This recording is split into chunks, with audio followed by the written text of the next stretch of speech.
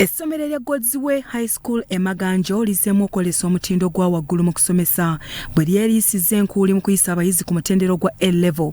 Abayizi bonna 1,000 be baatuuza bafunye obubonero obubongerayo kyokka ku bano 3 baabumazeeyo bonna, abalala ne bafuna 19, 18 ne 17. Ennyimba ezitendereza omutonzi ze zitwaniriza ku ssomero lino erya Bakoze High School, era bano tebakola kintu kyonna nga tebasoose kusinza.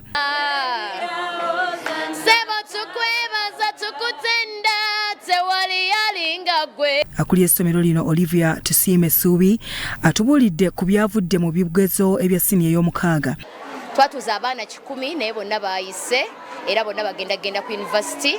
Abaana 3 bafunye 20 points, abaana 2 bafunye 19 points, abaana 8 18 points, 17 bayitirivu, 16 15. Banange twebaza nnyo Mukama kubanga abadde mulungi gye tuli. Bo abayizi abayitidde waggulu batubuulidde bye baayitamu okusobola okuyitira waggulu. Nafunye 19 points nga mbadde nkola head ICT. Nasoma abasomesa baakola naye ng'ekisinga obulungi essomero ddungi n'abasomesa balungi. Nze Nanyonjo Shalom Rita nga nafunye 20 points.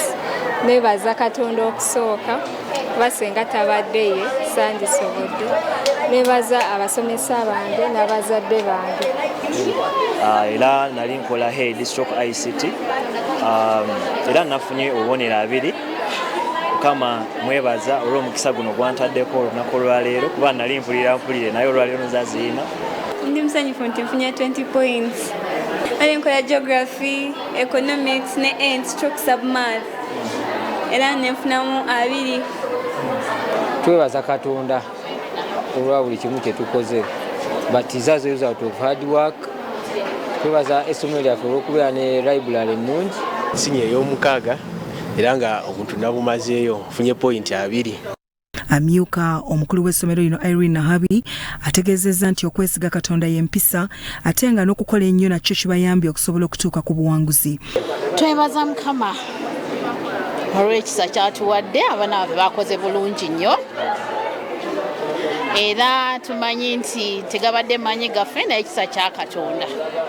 Twafunye 20 in 20 abaana 3.